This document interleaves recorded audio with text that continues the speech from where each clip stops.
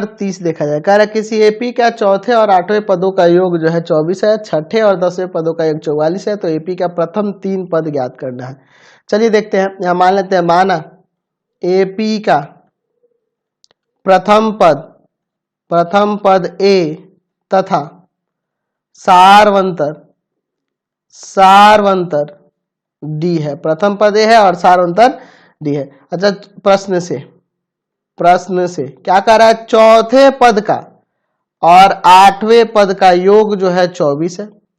और फिर कह रहा है छठे पद का और 10वें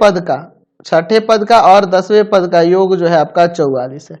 चलिए, तो इसको हम लोग a प्लस 3d चौथे पद को और आठवें पद को a प्लस 7d बराबर में 24, यहाँ से हो जाएगा आपका कितना 2a प्लस में 10d बराबर में 24। यहाँ से 2 कॉमन कर लेते हैं, a प्लस 5d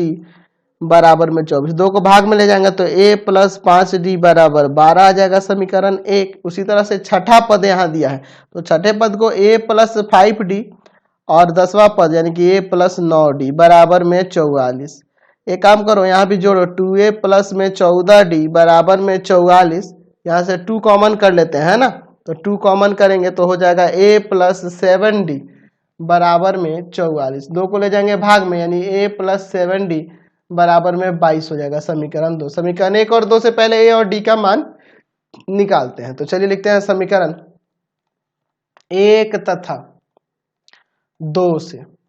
समीकरण 1 तथा 2 से a प्लस 5d बराबर 12 और यहाँ a प्लस 7d बराबर में 22। चलिए यहाँ पे साइन बदलते हैं, माइनस माइनस माइनस, यहाँ a से a कट गया, माइनस का 2d बराबर माइनस का 10, तो माइनस माइनस काट देंगे, 2 जाएगा भाग में यानी कि d का मान आ जाएगा 5। तो d का मान समीकरण किस में रख दें, 1 2 किसी में भी, समीकरण 1 में रखने पर,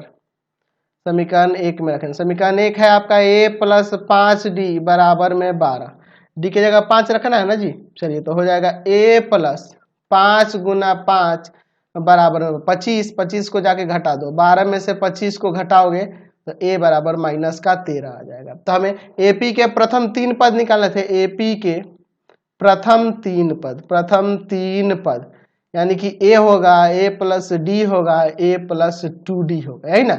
a के और d का वैल्यू रख दो, a का -13 प्लस d का 5, -13 प्लस 2 गुना 5, चलिए माइनस का 13 माइनस का 8 आ जाएगा और यहाँ 10 में से -13 यानी कि आ गया माइनस का 3, तो माइनस का 13 माइनस का 8 माइनस का 5, समझ गए। चलते हैं नेक्स्ट क्वेश्चन पे, क्वेश्चन नंबर